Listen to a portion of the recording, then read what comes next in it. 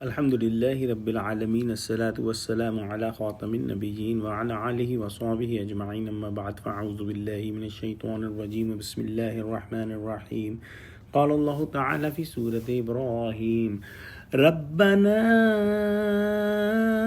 إنك تعلم ما نخفي وما نعلن وما يخفى على الله من شيء في الأرض ولا في السماء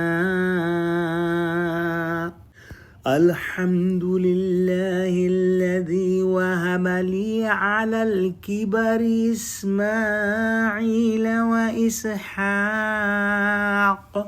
ان ربی لسمیع الدعاء۔ ترجمہ: اے پروردگار، جو بات ہم چھپاتے اور ظاہر کرتے ہیں تو سب جانتا ہے، اور خدا سے کوئی چیز مخفی نہیں، نہ زمین میں نہ آسمان میں۔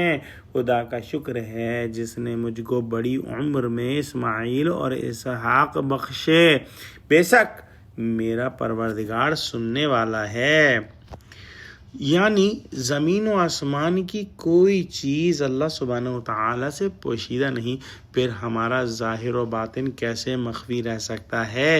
اور یہ جو فرمایا کہ جو ہم کرتے ہیں چھپا کر اور جو کرتے ہیں دکھا کر، اس میں مفسرین کے کئی اقوال ہیں، لیکن تخصیص کی کوئی وجہ نہیں۔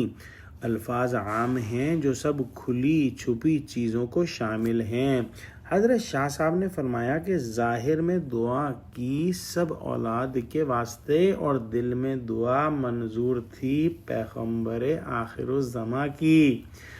اللہ سبحانہ وتعالیٰ نے ابراہیم علیہ السلام کو بڑھاپے میں اسحاق سارہ کے اور اسماعیل ہاجرہ کے بطن سے غیر متوقع طور پر عنایت کیے۔ جیسے آپ نے اولاد کے متعلق میری دعا رب حب لی من الصالحین سنی، یہ دعا بھی قبول فرمائیے۔ اگر اس بات کا یقین دل میں ٹھک جائے کہ اللہ سبحانہ و تعالی بکل شیء علیم ہے، کہ وہ ہر چیز کو جانتے ہیں، اگر یہ چیز دل میں ٹھک جائے اور سمجھ آ جائے تو پھر انسان سمجھ جائے گا کہ وہ کہیں ہو، کچھ کر رہا ہو، کچھ کہہ رہا ہو، اللہ سبحانہ و تعالی اس کو دیکھ رہے ہیں اور جانتے ہیں کہ وہ کیا کرتا ہے۔ اس یقین کی وجہ سے وہ برائیوں سے بچ سکتا ہے۔ دعا کرتے ہیں کہ اللہ سبحانہ و تعالی ہم کو قرآن کا فہم عطا فرما، ہم کو سچوں سے جوڑے، ہمیں صراط مستقیم پر قائم فرما دے۔ یا اللہ مسلمانوں کی مدد کر، یا اللہ مسلمانوں کو متحد کر، یا اللہ غزہ کے مسلمانوں کی مدد کر، آمین۔